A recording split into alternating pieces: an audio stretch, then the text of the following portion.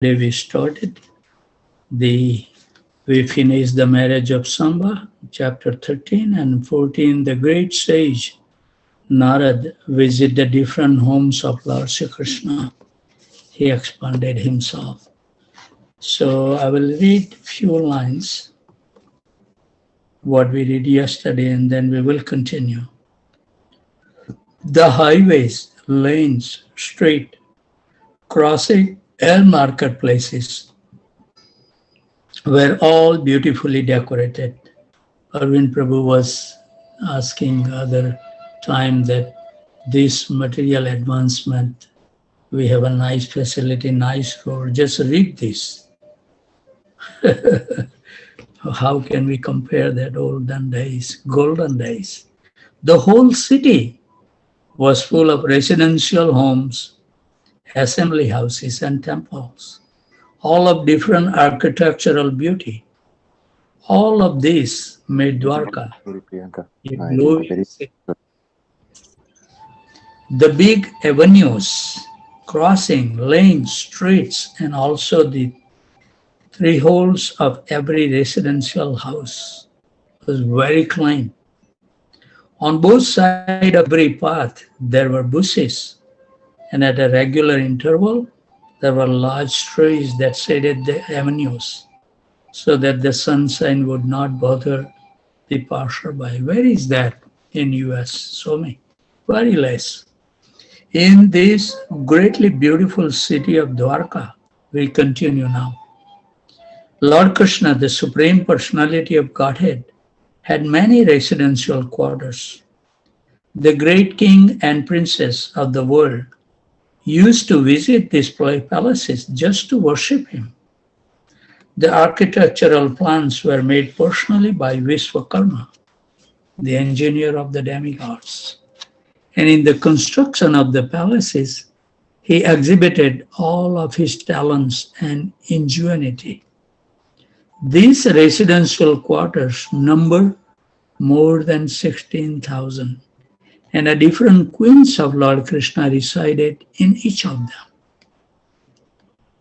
I think that recent science has also found, they have even shown some pictures of the Dwarka city in the ocean. The great sage Narad entered one of these houses and saw that the pillars were made of coral. Arvind Prabhu, listen. And the ceilings were bedecked with jewels. The walls as well as the arches between the pillars glowed from the decoration of different kind of sapphire stones. Throughout the palaces, there were many canopies made by Vishwakarma that were decorated with string of pearls. The chairs and other furniture were made of ivory, bedecked with gold and diamonds. Where is that advancement? And jewel lamps dissipated the darkness within the palace.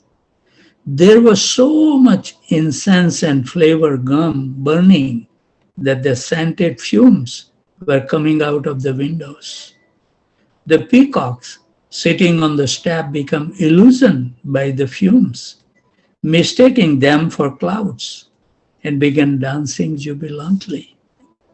There were many maidservants, all of whom were decorated with gold necklaces.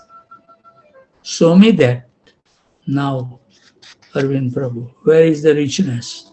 Bangles and beautiful saris. There were also many male servants who were nicely dressed in cloaks and turbans and jewel earrings. Beautiful as they were, the servants were all engaged in different household duties. So many servants.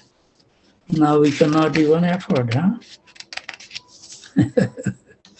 And we think that we have living opulent life in a richest country of the world.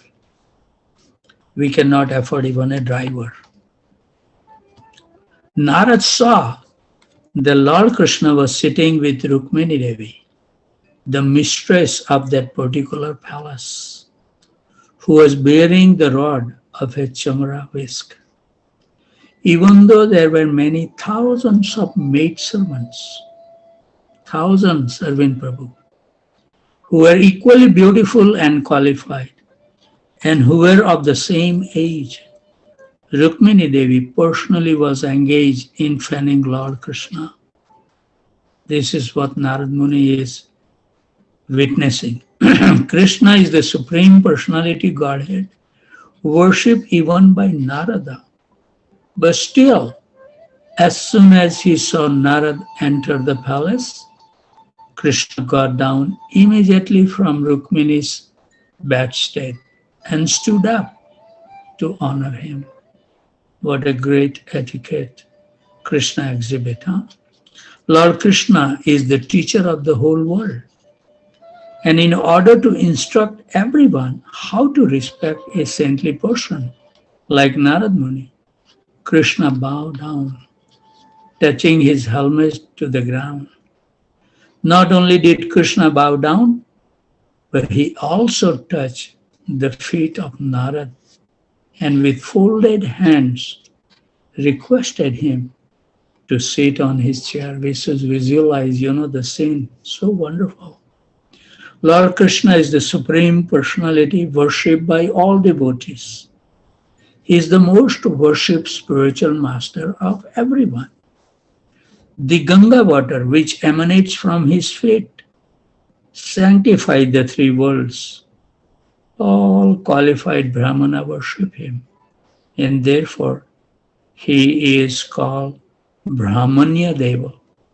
Brahmanya means one who fully possesses the Brahminical qualifications, which are said to be as follows. Look at these qualities: truthfulness, self-control, purity, mastery of the senses, simplicity, full knowledge by practical application, and engagement in devotional service. Lord Krishna personally possesses all these qualities, and he is worshipped by the person who themselves possess such qualities. This is the beauty of worshipping Krishna. We can also get the same qualities by worshipping him. There are thousands and millions of names of Lord Sri Krishna, Vishnu Sahasranam, and all of them are given to him because of his transcendental qualities. Lord Krishna in Dwarka enjoyed the pastime of a perfect human being. When, therefore, he washed the feet of the sage Narada and took the water on his head, Narad did not object, knowing well that the Lord did so to teach everyone how to respect saintly person, not to get the credit. That's the beauty of his devotees. So the Supreme Personality of Godhead Krishna, who is the original Narayan, an eternal friend of all living entities, when do we realize? Thus worship the sage Narada according to the Vedic regulative principles, welcoming him with sweet nectarian words. Now we don't know even how to speak pleasant, This tongue is voracious. In the history I was reading yesterday, and it came, or maybe listening the class or something, that Sita Devi also, this tongue is really, we need to control. Why this whole thing happened? Because Sita Devi also used the harsh word.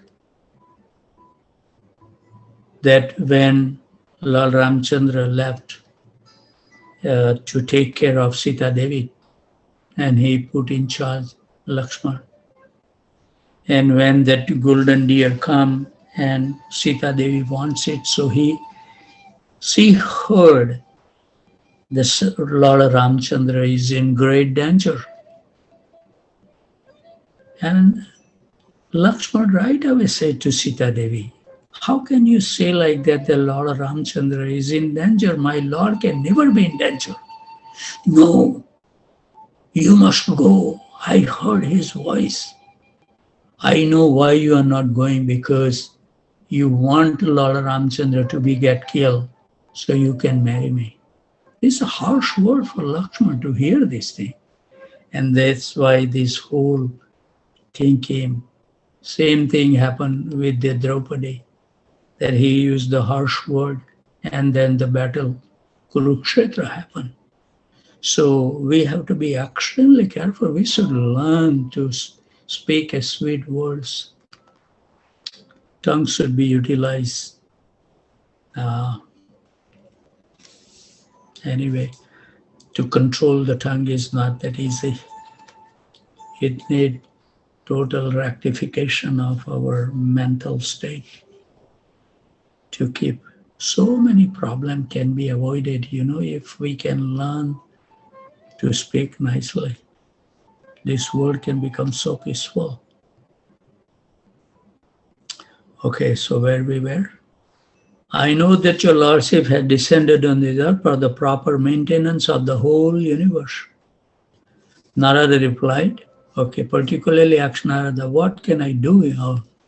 Let me see. The Supreme Personality God Krishna, who is the original Narayan and eternal friend of all living entities, thus worshipped the sage Narada according to the Vedic regulative principle. Welcoming him with sweet nectarian words, that's where we were, he addressed Narada as Bhagavan, or one who is self-sufficient, possessing all kind of knowledge, renunciation, strength, fame, beauty, and similar other opulences. He particularly asked Narada, what can I do in your service? Haribol. So Narada replied, quote, my dear Lord, this kind of behavior by your Lordship is not at all astonishing. Why? Because you are the Supreme Personality Godhead and master of all the pieces of living entities. You are the supreme friend of all living entities. We have so many so-called friends. And I always use this term that you file for chapter 13 and then start calling your friend list and see how many respond. Make it first public that you have filed for chapter 13. Let your friend be aware indirectly. And then you try to read them out and see how many can even pick up your phone. But Krishna is always there. He is the best friend of all. But at the same time, you are the supreme chastiser of the miscreant and the envious. Envy is horrible. I was listening yesterday, Ramapat Swami Maharaj was giving a class in Naperville about the Kaliya. And he says that what happened, who was Kaliya in his previous life? It's so interesting to hear from this mouth of the self-realized persons, Ramapat Swami Maharaj was revealing. I think it was a Veda Siva, and there was another sage name, I forgot. So this Kaliya in his previous life was a sage, and he was in the mountain, in the forest. And the other sage was also was the same, first is Veda Siva or something, and that is another Siva like this name. So the sage came, and the Kaliya, Veda Siva, in his previous life, he tell another sage, find another forest. This forest is not for you.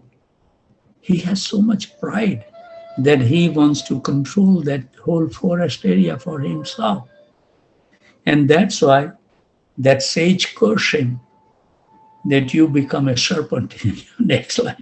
But then he also give a boon that ultimately you will be released from this and Krishna will dance on your hood. And then this Kaliya cursed that sage, that you will become a crow, and then something like that. So then this whole thing is enviousness, and how much Kalia has that enviousness he exhibited in the next life also. So those, whatever the nature we have, it carry on in the next life. So we need to rectify our life before we live, otherwise we will continue like that.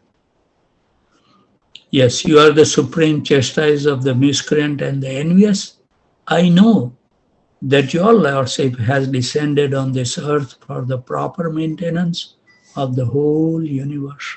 How Krishna control, floating all these universes never collide. What a wonderful, and still he doesn't actively participate into this. He creates the management system so wonderfully that he can just simply play the flute and spend the time with the wonderful Brajbasis. But exactly it happened the way he wanted. This is the beauty of Krishna. Your appearance, therefore, is not forced by any other agency. Only by your sweet will you agree to appear and disappear. It is my great fortune that I have been able to see your lotus feet today, Haribol. Anyone who becomes attached to your lotus feet is elevated to the supreme position of neutrality and is uncontaminated by the material molds of nature. We need to take shelter of the lotus feet of Krishna, means surrender. My Lord, you are unlimited. There is no limit to your opulences. So when we have the best friend with all the opulences, what is the worry? Sudama went there, his friend was very poor. He never wanted that opulence, but his wife was keep on pressing him. And so Sudama went there, and what Sudama even didn't ask for anything. But Krishna is the living in our heart, so he can read the heart of his wife, Sudama's wife. And when Sudama went there, he couldn't find his heart. He was wonder what happened to my village. He was even lost. That did I came to my right village or what? Because he saw the big, big palaces. Krishna can do anything for his devotees. My Lord, you are unlimited. There is no limit to your opulences. Great demigods like Lord Brahma and Lord Shiva are always busy placing you within their hearts and meditating upon you. The conditioned souls who have now been put into the blind well of material existence, Haribol, like the well covered with the green grass. You keep on walking and you will drown, and that's it. How can you come out of the deep well?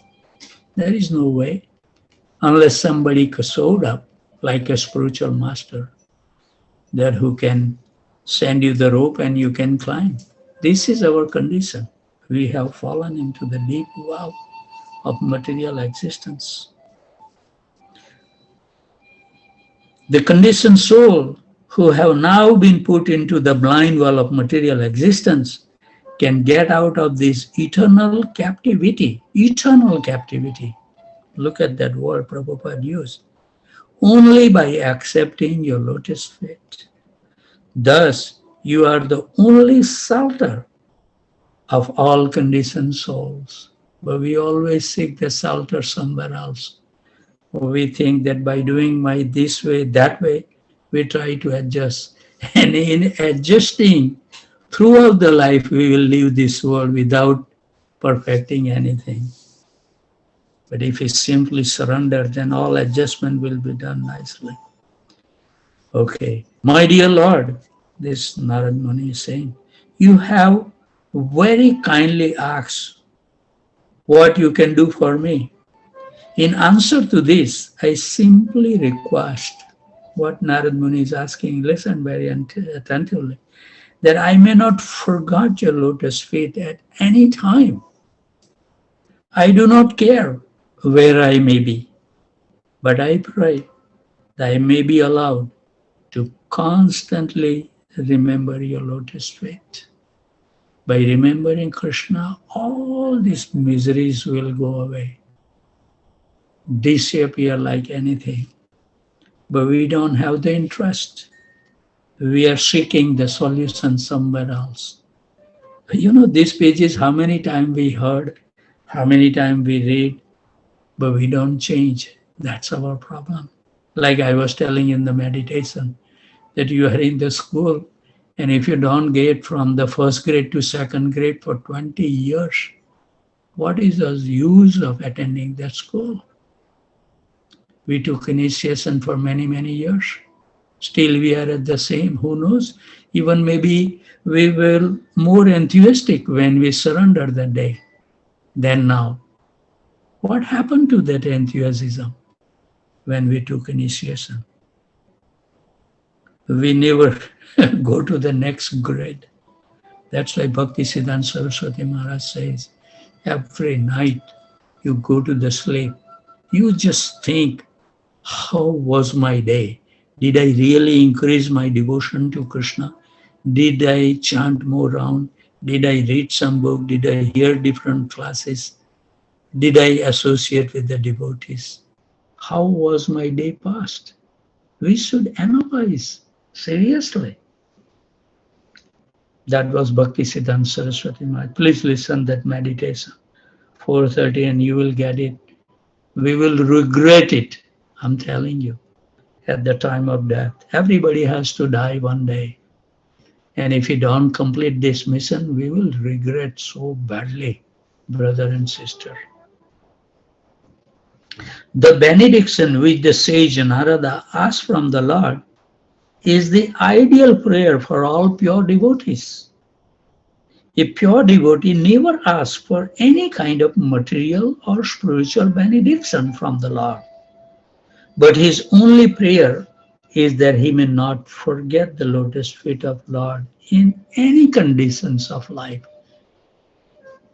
When we have some misery, if we are suffering, when we are appearing in the exam, I think that I bet you all of us, when we apply for the visa, when we have the interview at the consulate general, we are praying to the God, please, God, give me that visa to America, Haribo, to destroy the life. Nothing else. We are so lucky, actually. We came to, my Guru Maharaj used to say, you all came to make money. But now, your business is finished. You met your Guru. Now give up all these material ambitions and give that one life to Krishna. A pure devotee does not care whether he is put in heaven or hell. He is satisfied anywhere. Are we reaching that stage? This is talking about the pure devotees. Provided he can constantly remember the lotus feet of the Lord. Lord Chaitanya also taught the same process of prayer in his Sistastika, in which he clearly stated that all he wanted was devotional service, birth after death. He says on the 8th, do Krishna whatever you want. You can break my heart, you can do whatever you like. I'm your eternal servant. Can we say from our heart? Analyze our activity and we will see how much are we surrendering. We cannot give even 10% of the word only. Haribol. But Chaitanya Mahaprabhu says, a pure devotee does not even want to stop the repetition of birth and death. To a pure devotee, it does not matter whether he has to take birth again in the various species of life.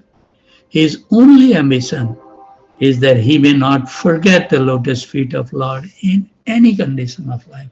This is the sum and substance. Always remember Krishna, never forget Krishna. And our Acharya has revealed, only we will be able to remember by only taking complete shelter of the holy name. Otherwise, it's not possible. So, what time is it? Okay, 6:50. After departing from the palace of Rukmini, Naraji wanted to see the activity of Lord Krishna's internal potency, Yogamaya. Thus, he entered the palace of another queen. There he saw Lord Krishna engage in playing chess along with his dear wife and Uddhava. The Lord immediately got up from his seat and invited Narad Muni to sit on his personal seat. It's not that he accepted, Narad Muni in one house. So he think I have already done the reception, why I will have to do it again? But he's setting up an example. The Lord again worship him with as much paraphernalia for reception as he had in the palace of Rukmini. Never minimize. After worshipping him properly, Lord Krishna acted as if he did not know what had happened in the palace of Rukmini. He therefore told Narada, Haribol, quote, "My dear sage, when your holiness comes here, you are full in yourself. Although we are householder and are always in need, you don't require anyone's help because you are self-satisfied. Haribol. Under the circumstances, what reception can we offer you? And what can we possibly give you? Yet, since your holiness is a Brahmana, it is our duty to offer you something as far as possible. Therefore, I beg your pleasure to order me. What can I do for you?" This is Lord Krishna speaking. So Narad knew everything about the pastime of the Lord.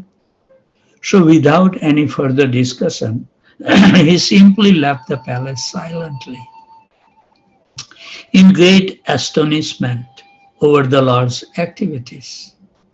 He then entered another palace, and this time Naradji saw the Lord Krishna was engaged in an affectionate father patting his small children. Haribol. So he was playing the chess in the next. Now he is pairing with the children in the next. What did he do with Rukmini when he visited Rukmini's house? Anybody remember?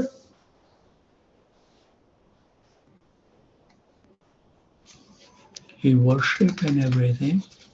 What was specific activity? We have to glance. Was he playing chess? He was playing chess? No, that's the second house, not Rukmini. That's another wife house. He was playing chess, and now third house he is visiting, where he is playing with the children. But what did Narad Muni saw at the Rukmini's house? What Krishna was doing? Let's go back.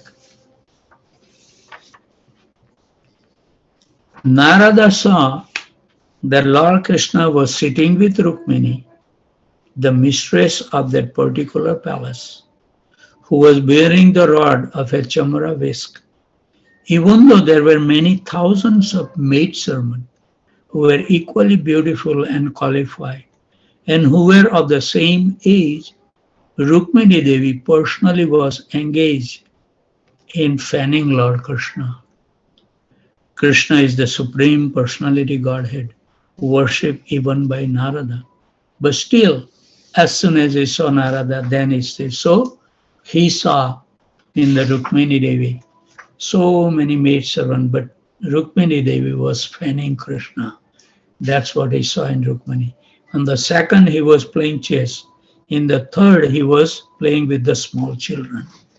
We should remember those things, Narad knew everything about the pastime Lord. So without any further discussion, he simply left the palace silently, in great astonishment over the Lord's activities. He then entered another palace. This time Narad saw that Lord Krishna was engaged in affectionate father petting his small children. From there, he entered another palace. And what did he saw? Lord Krishna was preparing to take his bath. So he was paying a choice, playing with the children, and then he was preparing to take the bath. So different activities. So in this way, Saint Narada entered each and every one of the 16,000 residential palaces of the Queen of Lord Krishna. And each of them, he found Krishna engaged in different activities. Wonderful. It's 6:56. We're sorry I made 1 minute delay. We should be punctual. So thank you very much for joining this. Beautiful, Try to remember this. This is how, it's like I always felt that how wonderful Bhagavatam, and even I have the desire to read Chaitanya Charitamrita. It's so nice, but we couldn't find the time. So then finally I have made some determination that at least, 15 minutes just to read something, Prabhupada book even, and Chaitanya Charitamrita. Something, it's so enlivening.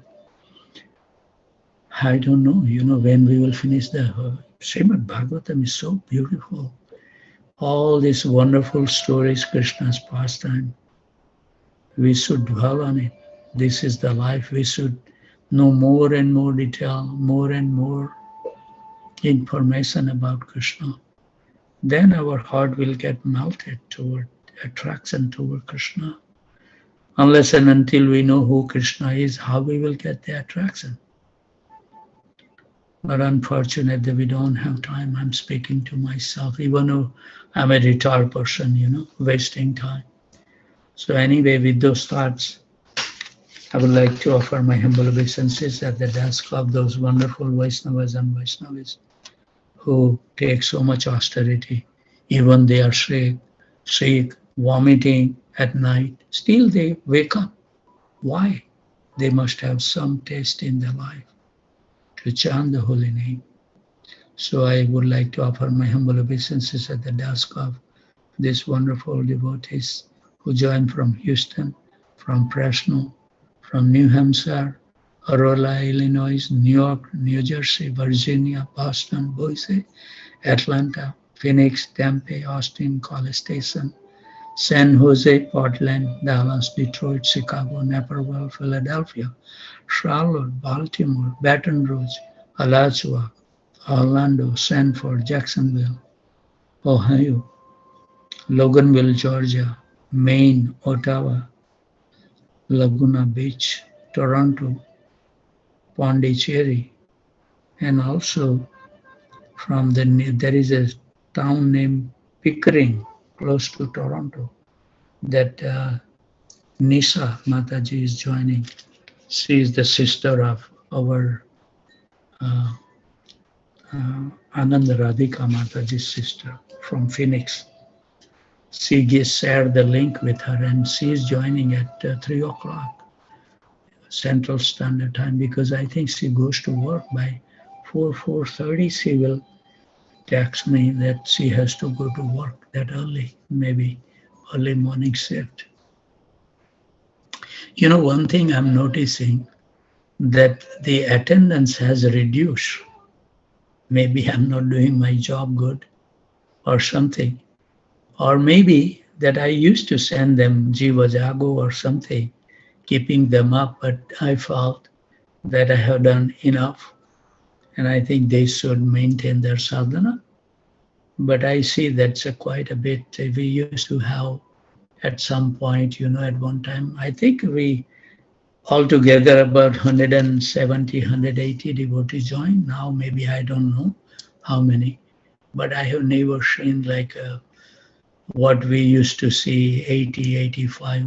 Hardly I see 60, 63. So that shows that how much,